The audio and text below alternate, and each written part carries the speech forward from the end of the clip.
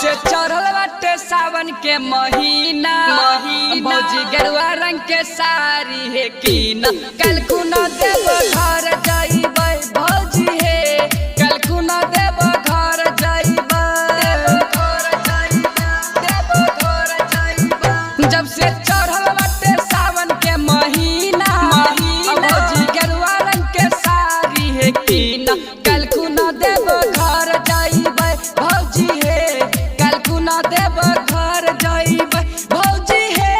कल खुना देव घर जाइबै भौजी हे कल खुना देव घर जाइबै जब से चढ़ल बाटे सावन के महीना भौजी गेरुआ रंग के साड़ी है कीना कल खुना देव घर जाइबै भौजी हे कल खुना देव घर जाइबै बोलबा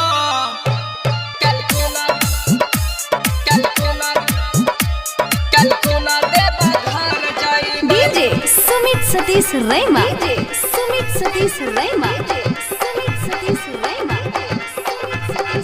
presented by PM Recording Studio Alamnagar Madhepura बोलबा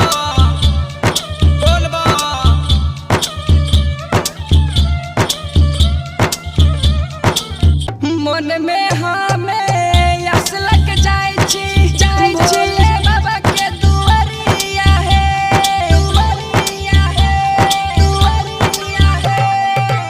मन में हमें यस लग जाय छी भोले बाबा के दुआरिया है कांवर हमें जल भर लेबै जाइबै बचत नगरिया है चिलम में गांजा हम भर लेबै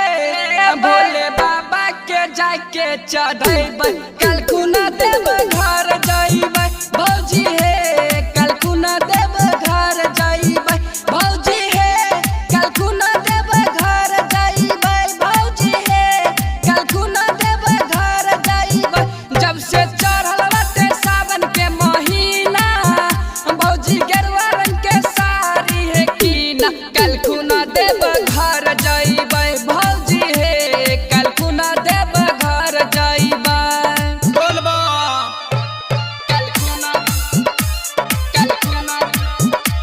कल खुना देव घर जाइबै डीजे सुमित सतीश रैमा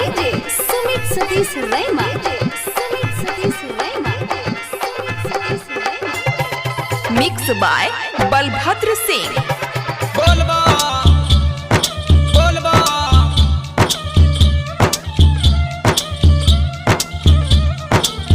रोशन रंगीला देव घर जाय छै भोले बाबा के दुआरिया है